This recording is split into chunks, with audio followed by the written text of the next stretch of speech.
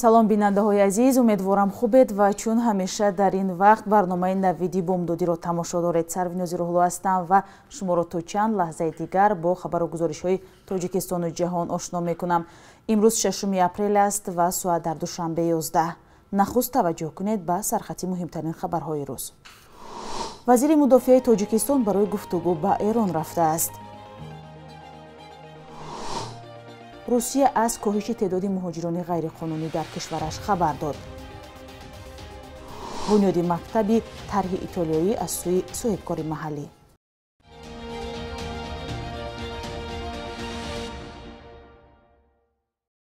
Шералӣ Мирзо, вазири дифои Тоҷикистон, рӯзи 5 апрел ба Теҳрон рафтааст.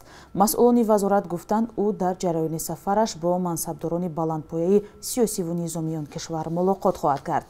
дар суҳбатҳо масоили ҳамкории ҳарбӣ техникӣ, ҳамоҳангӣ ва мубодилаи иттилоот дар бораи муборизаи муштараки зидди террористӣ баррасӣ мешавад, гуфтанд дар вазорат. аммо дақиқ нест, ки сафар аз қабл машварат шуда буд ва ё ногаҳонӣ сурат гирифтааст. Тоҷикистону Эрон аз соли 2015 ба ин тараф муносибати чандон гарм надоранд, вале 10 соли пеш ҳудуди 150 сарбозу афсари эронӣ дар реҷаи низомӣ бахшида ба ҷашни 20-умин солгарди истиқлоли Тоҷикистон иштирок карда буданд. сафари вазири мудофиаи Тоҷикистон ба Теҳрон дар ҳоле сурат мегирад, ки ҳафтаи гузашта вазири умури хориҷии Эрон Муҳаммад Ҷавод Зариф барои иштирок дар нишасти қалби Осиё ба Душанбе омада буд. вай бо раиси ҷумҳур Эмомалӣ Раҳмон низ мулоқот дошт. президенти Русия Владимир Путин рӯзи душанбеи 5 апрел қонуни нави интихоботии Русияро, ки ба вай иҷоза медиҳад то соли 2036 дар қудрат бимонад, имзо кард. қонуни қаблии Русия ба Владимир Путини 68-солаи кишвар, ки беш аз 2 даҳа мешавад қудратро дар даст дорад, иҷоза намедод беш аз 2 бор дар ин мақом ба таври пайдарпай боқӣ бимонад. ӯ қаблан барои ҳифзи қудрат маҷбур шуда буд, ки дар интихоботи соли 2008 ба унвони нахуст вазири ин кишвар нақши сиёсӣ бозӣ кунад.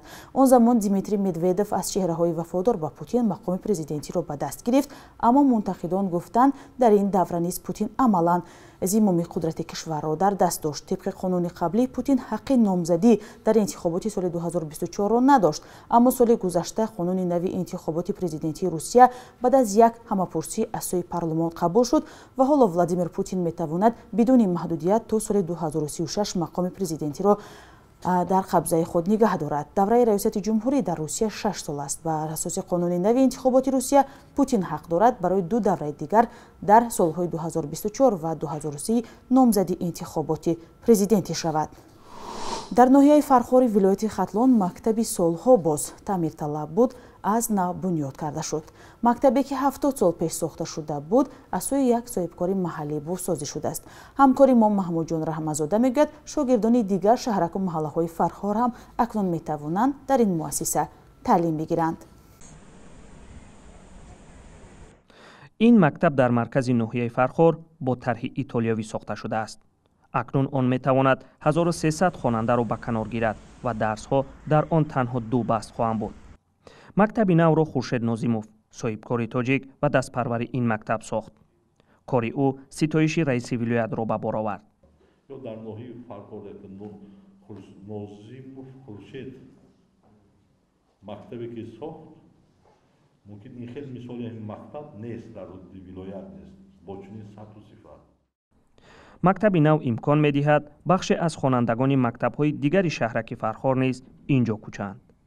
мактаби 2 шумо медонед, мо дар ҳолате ки мактаби 2 ба истифода метем, 3 мактаб аз себастагӣ мебурад. аз он ҷумла мактаби 3, мактаби 2 ва мактаби 15. дар оғоз қарор буд мактаби кӯҳна бозсозӣ шавад, вале соҳибкор Хуршед Нозимов сохтмони онро аз сифр сар кард. ин кор соли 2013 шурӯъ шуда сохтмон ба наздикӣ поён ёфт.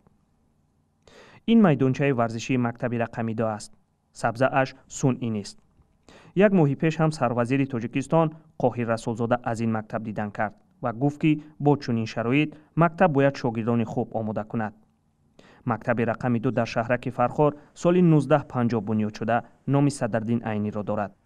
дар Фархор 66 мактаб ҳаст.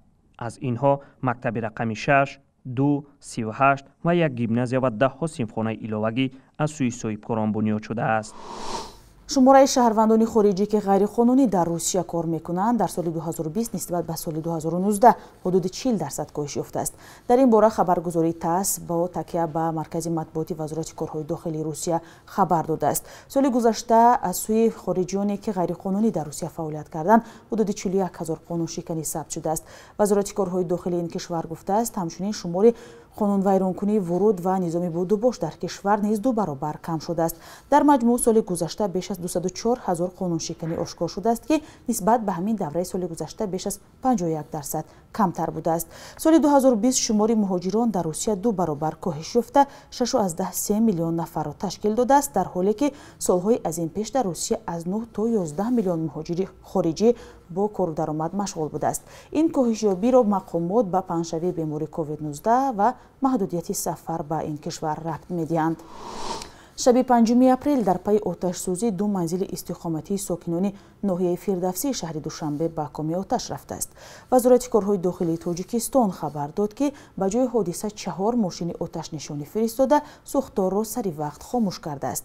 Кормандони оташнишонӣ аз дохили ҳуҷраи оташ гирифта соҳибхона ва фарзандонашонро ба ҷои бехавф бароварданд ва сӯхторро хомӯш карданд. Гуфтанд мақомот сабаби сар задани сӯхтор беназорат гузаштани асбоби барқӣ буда зарар аз сӯхтор муайян карда мешавад. Ба иттилои мақомот аз сӯхтор шаҳрвандони бино ва соҳибхонаҳо осеб надиданд ва вазъи саломатиашон хуб мебошад. охири моҳи март дар калонтарин аспрез ё ипподроми вилояти Суғд мусобиқаи бузкашию пойгаи наврӯзӣ бо истифода аз 700 аспи тамриндида аз минтақаҳои гуногуни кишвар доир гардид. Барои тамошои ин бозӣ беш аз 20 000 ҳаводор ҷамъ омад. Аз ҷараёни ин мусобиқа ҳамкори мо Фарзон Муҳаммадӣ гузориш омода кардааст.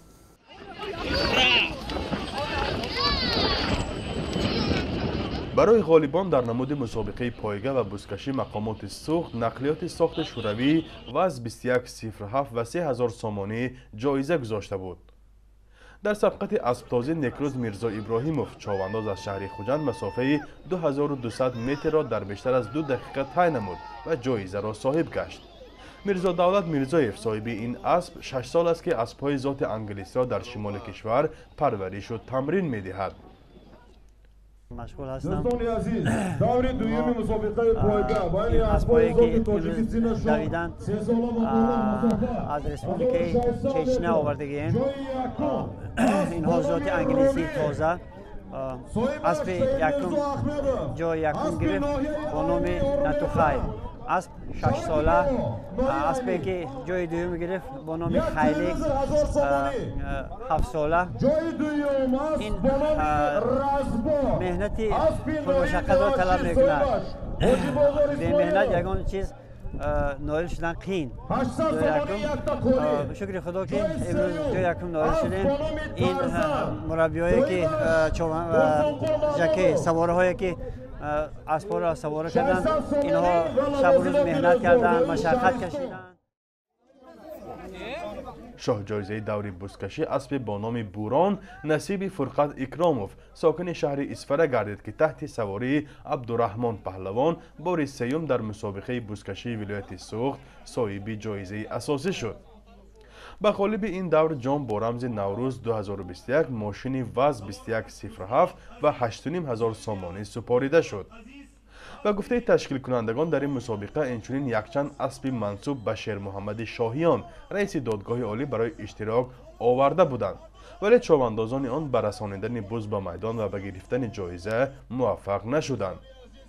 حالا در سوخت 100 سر اسب ذاتی انگلیسی، قریب 50 سر اخالتیکه و اسب‌های خوشزاد تاجیکی را پرورش می‌کنند و می‌خواهند در شهرک سیحون ناحیه باباجان غفورов یک اسپرز بین‌المللی 30 گکتری بسازند. فرزان محمدی، رادیوی آزادی، ناحیه باباجان غفورов. بانک ملی توجیکستان ارزش سامانی را در برابر اسعار خارجی برای امروز 6 اپریل چنین تعیین کرده است.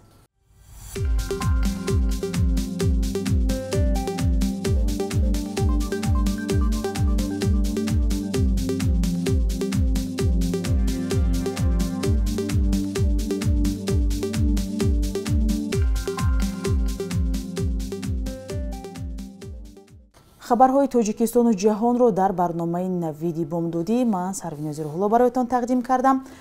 матлабҳои бештари моро дар вебсайти радиои озодӣ пайгирӣ кунед ва ҳам назару пешниҳоде доред ҳатман ба мо нависед. то суҳбати дигар, хайр.